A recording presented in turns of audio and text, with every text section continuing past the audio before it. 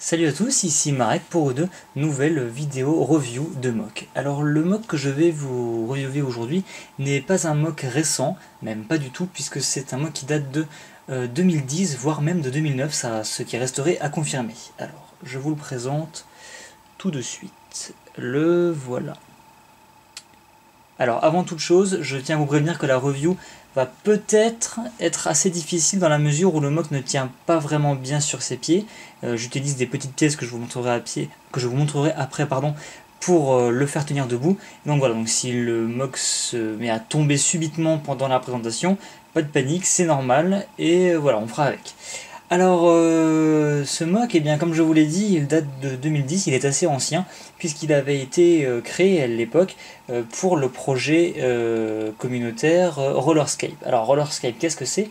C'est en fait une compétition de course, hein. Donc en fait, les personnages qui étaient créés pour ce projet avaient tous généralement des roues au niveau des pieds et des propulseurs de toutes sortes dans le dos, sur les bras, un peu partout sur le corps, de manière à pouvoir aller très très vite et se déplacer rapidement en roulant sur leurs roues. Et donc Rollerscape, donc comme je le disais, c'était un projet créé à la base pour l'univers étendu Universcape, donc un projet créé par Loser Killer sur Bionicle Legends. Et voilà, et donc c'était ma participation pour ce projet que je trouvais intéressant, que je trouvais vraiment sympa, de Rollerscape. D'ailleurs, ça pourrait être intéressant éventuellement de faire ressurgir ce projet peut-être pour de futures expositions. Enfin, c'est toujours enfin voilà, c'était un projet qui me tenait assez à cœur et je trouve que ça pourrait être pas mal de ressortir ça éventuellement. Bref, alors le mode, comme je vous l'ai dit, hein, il s'agissait de créer des personnages avec un système de propulsion à l'arrière et donc des roues ou quelque chose de similaire. En l'occurrence, j'ai choisi d'utiliser des chenilles au niveau des pieds. Alors, oui, comme je vous le disais, le mock est assez ancien, donc ne vous attendez pas à avoir des pièces Hero Factory à l'intérieur ou des pièces récentes. Voilà, donc j'ai fait avec les moyens du bord à l'époque. Enfin, bon, tout Bionicle était déjà sorti, donc voilà, ça laissait quand même pas mal de pièces. Eh bien écoutez, on va commencer tout de suite, hein, donc je vais vous le présenter déjà en faisant un petit tour. Donc voilà, c'est ce que je vous disais, hein, j'ai utilisé des petites pièces ici, qui sont sur pivot, que l'on peut rentrer ici quand on ne s'en sert pas, qui permettent au mock de tenir debout, car comme vous le voyez, eh bien tout simplement les pieds ne sont pas plats, hein, il ne peut pas tenir comme ceci, il serait déséquilibré, il faut qu'il tienne sur le bout justement de la chenille, sur cette roue là. Et donc comme je n'ai pas créé de support pour ce mock, et bien tout bêtement je dois utiliser ce petit stratagème pour le faire tenir debout, ce qui tient plus ou moins. Disons qu'il ne faut pas qu'il y ait de vent. Voilà. Alors voilà, donc je vais terminer le tour. Je ferai plus de commentaires sur le détail tout de suite après. Voilà, avec la tête. Voilà. Alors je vais tenter de le reposer pour avoir les mains libres. Génial. Il tient debout. Puis toucher. Alors voilà, pour commencer, le schéma de couleur, eh bien, comme vous le voyez, c'est un schéma de couleur qui n'est pas courant du tout même. Enfin, en tout cas moi personnellement, c'est un schéma de couleur que je ne vois pas beaucoup sur les mocks, encore moins les mocks actuels. Et je dois dire que c'est un schéma de couleur que j'adore particulièrement. Surtout la couleur turquoise, la couleur teal, hein, qui est apparue donc en 2001 avec les rails Tarakava. Donc si vous vous rappelez, on avait deux espèces de serpents boxeurs, un bleu et justement un de cette couleur là, qui se battaient. Et voilà, et donc vous remarquerez d'ailleurs que beaucoup de pièces viennent de ce set là, notamment les kakamas sur les épaules, les chenilles elles-mêmes avec les roues qui servent à entraîner les chenilles, ces pièces là, ces pièces ces pièces système d'ailleurs, hein, que j'ai utilisées en tant qu'armure, les pieds Holda ici viennent aussi de ce set, également les panels ici que vous voyez sur les bras et je vous montrerai, il y en a aussi dans le dos. Bref, toutes ces pièces là viennent de ce set. Au niveau des test slicers, alors je suis pas persuadé que ça venait de ce set, ça devait venir Alors, ou bien de slicer directement, ou peut-être de cette technique, car il y avait également une gamme de cette technique, donc des vieux techniques, hein, où on avait justement à chaque fois un gentil de cette couleur-là et un méchant de couleur violet, et qui se battaient avec des sortes de machines bizarres, et on avait justement ces figurines techniques un peu plus grandes et beaucoup plus articulées. Et voilà, donc plusieurs pièces de ce MOG viennent de là. On remarquera également ici les disques voilà, qu'on voit ici sur l'arrière des bras, qui viennent a priori de Robo Rider, donc les motos, qui pouvaient propulser justement leurs roues avec un mécanisme qui marchait plus ou moins, enfin voilà. Alors voilà, donc, comme vous voyez, un MOG plus que canister, un MOG Titan avec une base entièrement custom, hein. Alors entièrement... ouais, entièrement une base qui pourrait s'apparenter, si vous connaissez un peu sa structure, à la base de Rudaka. Donc, c'est-à-dire qu'on a, on a un bassin à mettre roues et on a après un assemblage de poutres techniques qui permettent de monter en hauteur, et après des barres techniques un peu inclinées. Donc c'est pas tout à fait pareil que Rudaka, mais c'est un peu le même principe, ce qui nous permet, avec ces barres courbées qu'on voit ici, d'accrocher les épaules. Alors, ça c'était pour la base globale. Alors je vais commencer, écoutez, par le bas, et puis je vais remonter, hein.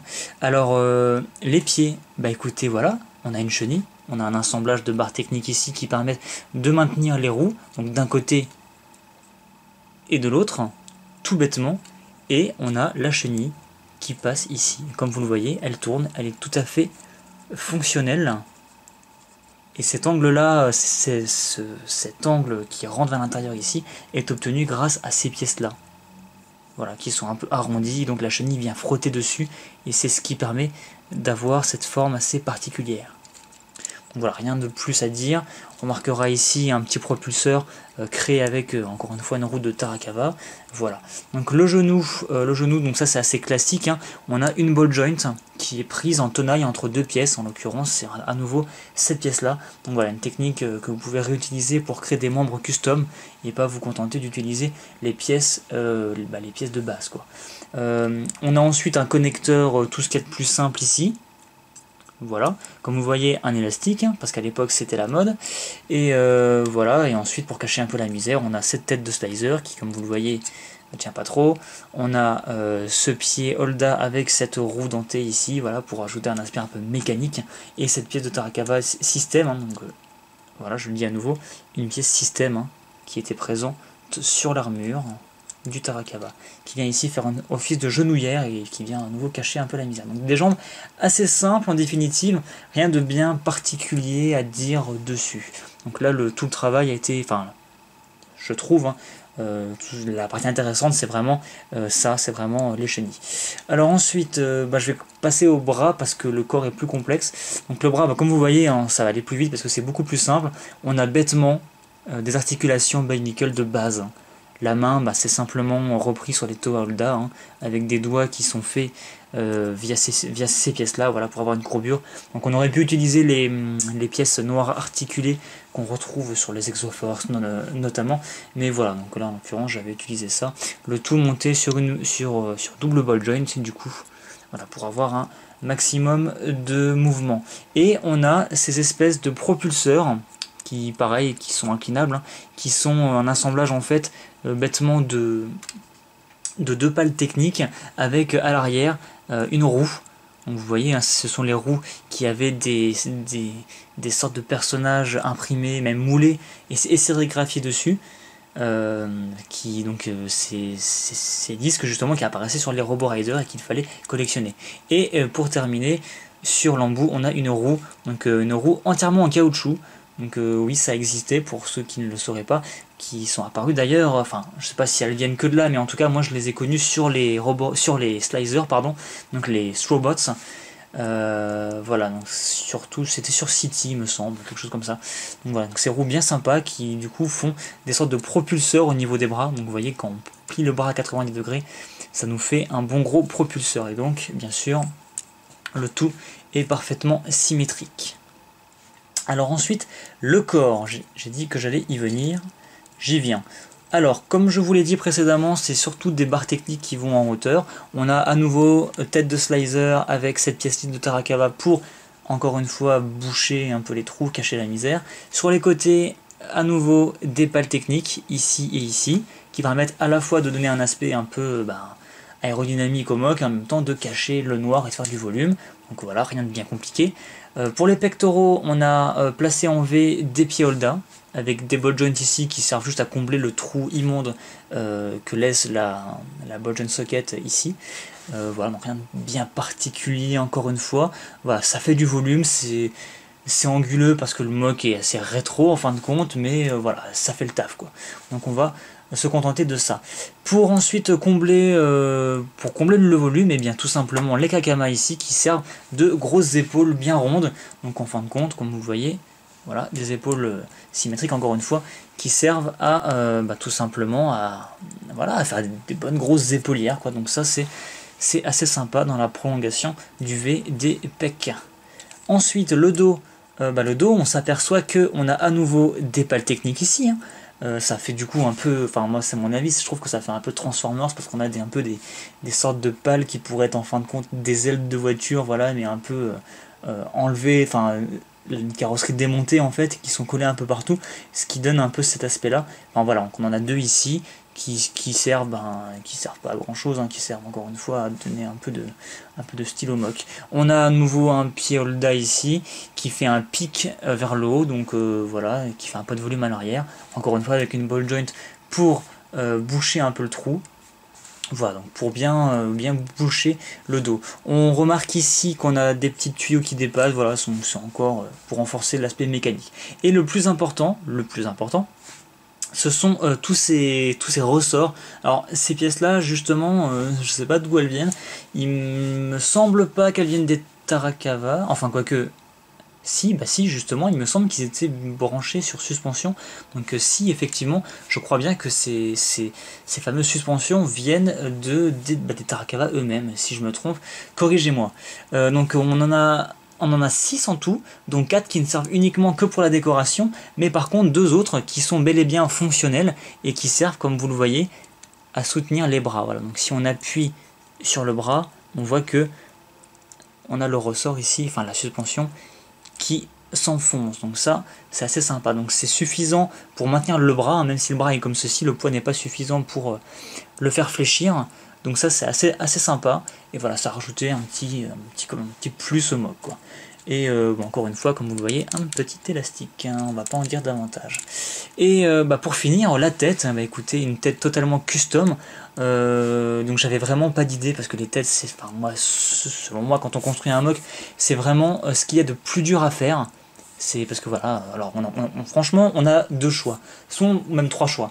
Soit on prend une tête existante, donc un canoë quelconque, mais au risque de trop ressembler au set, ou bien on prend ce même canoë mais on le retourne, ou on essaye de broder autour pour lui faire un peu quelque chose de différent. Voilà, mais encore une fois, au risque de ressembler, de trop faire penser au set, ou bien on part sur du full custom, et c'est ce que j'ai fait ici. Voilà. Donc une tête assez robotique en fin de compte, on a des yeux qui ressortent là, voilà. Assez robotique et du coup assez aérodynamique puisqu'elle est également construite autour de encore une fois de ces pales techniques. Et on a à nouveau des tuyaux qui sortent à l'arrière et même comme vous pouvez le voir au niveau du cou, ce qui renforce un peu encore une fois l'aspect mécanique et l'aspect en gros il a besoin d'évacuer ses gaz d'échappement ou je ne sais quoi. Voilà, ça renforce selon moi l'aspect véhicule au maximum de cette manière là.